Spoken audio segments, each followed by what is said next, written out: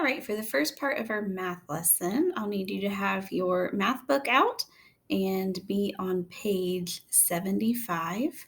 This is our Module 4 opening, and our chapter is called Mental Math and Estimation Strategies. So, we're going to go through this first problem here together and follow along in your book, and then you can write in your book just like how I am writing on the screen to make yours look like mine and to solve the problem together. So, um, the question we're going to answer is called How Large is the Room?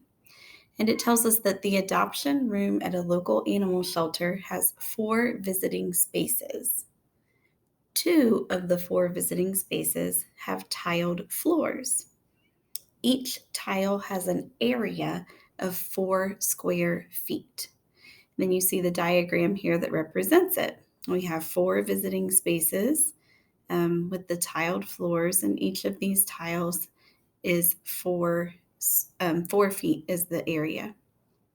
So our question we want to answer is down here. What is the area of the adoption room? Okay, so again, this whole rectangle represents the adoption room. And we're looking at it first. We could find the area if we knew how many tiles made up the whole width and how many tiles made up the whole length. It's hard to see right now. So what we could do is if you take your pencil and extend these lines to complete the tiles to help us see it a little bit better. My lines might look a little bit weird in the computer. But we could take all those lines and extend them out so that way we could see how many tiles wide the room is and then how many tiles long it is in total. It's a really wavy line. Okay. Once you have all of those lines drawn and extended out there, you should be able to see how many tiles wide the room is. Okay. So if I go over here on this side, I can tell that the room is 1, 2, 3, 4, 5, 6 tiles. So I'm going to write a 6 right here. And if I'm looking across, it's 1, 2, 3, 4, 5, 6, 7, 8, 9, 10 tiles across. Write my 10 down here.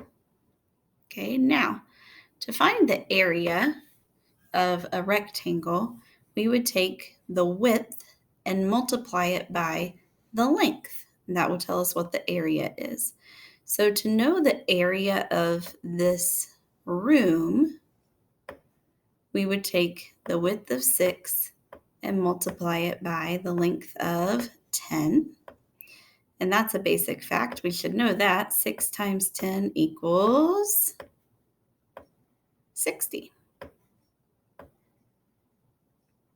Okay. There's a second part to this problem, though.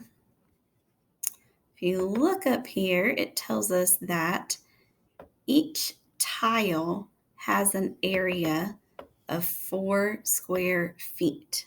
Okay, so we're not quite finished yet. This tells us, the 60 tells us how many tiles there are.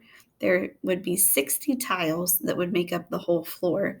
But now we have to think about how each of those tiles has an area of 4 square feet. So what we would need to do is take the number of tiles that we have, which would be 60, and multiply it by the area of one tile, which would be 4.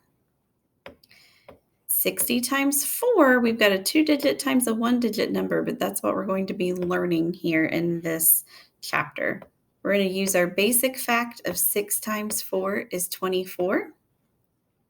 And then we need a 0 on the end from that 60.